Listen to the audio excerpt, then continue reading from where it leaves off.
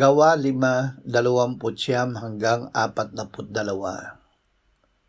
Sumagot si Pedro at ang mga apostol, "Kailangang sa Diyos kami sumunod sa halip na sa mga tao.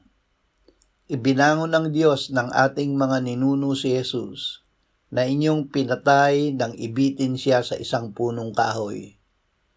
Siya'y itinaas ng Diyos sa kanyang kanang kamay bilang pinuno at tagapagligtas, upang bigyan ng Israel ng pagkakataong magsisi at ng kapatawaran ng mga kasalanan.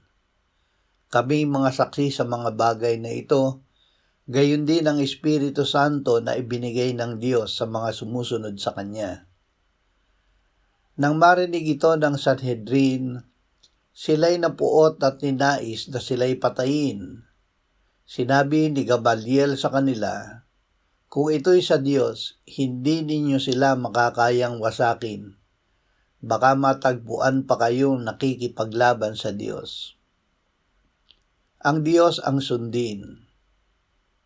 Kapag may tukso na gumawa ng mali, itanong, sino ang susundin ko, ang tao ba o Diyos? Ang Espiritu Santo ay ibinigay ng Diyos sa mga sumusunod sa Kanya. Hindi natin kayang maging matatag sa sarili nating lakas lamang. Sa oras na nakakaramdam ng hirap o panghihina, isaisip na kasama natin ang Espiritu Santo. Hingin natin ang kanyang gabay at lakas na ating kailangan. Huwag nating katakutan ng bagta. Kung ginagawa natin ang kalooban ng Diyos, ang kanyang plano para sa atin ay hindi kayang wasakin ng tao.